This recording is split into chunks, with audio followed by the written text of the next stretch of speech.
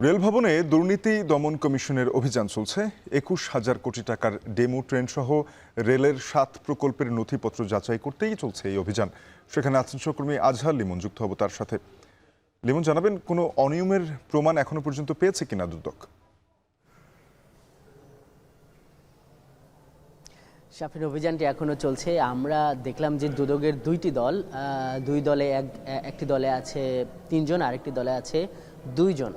এরকম দুইটি দলের ৫ জন কর্মকর্তা এই রেল ভবনের বিভিন্ন তলায়, এটি তো ৯ তলা ভবন, বিভিন্ন তলায় কর্মকর্তাদের রুমে রুমে গিয়ে এই অভিযানটি পরিচালনা করছে। তারা সবাই সহকারী পরিচালক পর্যায়ের কর্মকর্তা। এর মধ্যে একজন হলেন আবুল কালাম আজাদ, তিনি নেতৃত্ব দিচ্ছেন। ওনার সঙ্গে আমার কথা হয়েছে। তিনি বললেন যে এখন তারা মূলত অনুসন্ধানটি করছেন, তাদের কি তথ্য দরকার এগুলো কর্মকর্তাদের জানাচ্ছেন এবং সেইভাবে কর্মকর্তারা সেই তথ্যগুলো দিচ্ছে বা সহায়তা করছে। এটি ২-৩ ঘন্টা কমপক্ষে লাগবে, উনি আমাদেরকে যেটি জানিয়েছেন।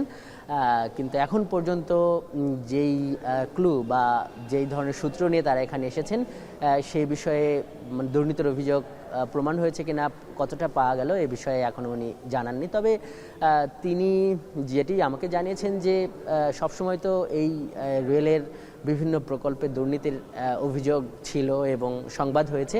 তার মধ্যে কয়েকটি সংবাদ ধরে তারা এই অভিযানটি পরিচালনা করছেন। এর মধ্যে আছে ডেমো ট্রেন প্রকল্পটা। সেই প্রকল্পটার ব্যাপারে একটু বলি যে জানেন যে ২০১৩ সালে ৬৫০ কোটি টাকা ব্যয়ে ২০ সেট ডেমো ট্রেন আনা হয়েছিল চীন থেকে। সেগুলোর মেয়াদ কিন্তু ছিল ২৫ থেকে ৩০ বছর, কিন্তু সেগুলো ২ থেকে ৩ বছরে কিন্তু অকেজো হয়ে পড়ে আছে।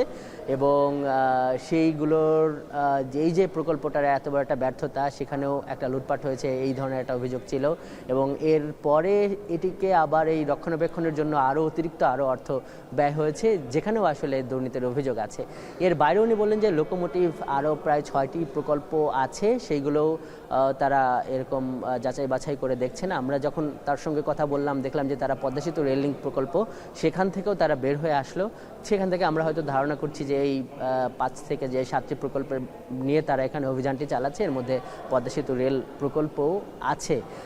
তো যেটি জানাতে পারি শাফিন, যে তারা এখন অভিযানটি চালাচ্ছে। এই অভিযান শেষে বলছেন যে তারা আমাদের সঙ্গে কথা বলবেন। তো সেই অপেক্ষায় আমরা আছি এখানে রেল ভবনে। অনিয়ম তদন্তের রেল ভবনে অভিযান পরিচালনা করছে দুর্নীতি দমন কমিশন। সেখান থেকে সবশেষ জানাচ্ছিলেন সহকর্মী আজহার লিমন।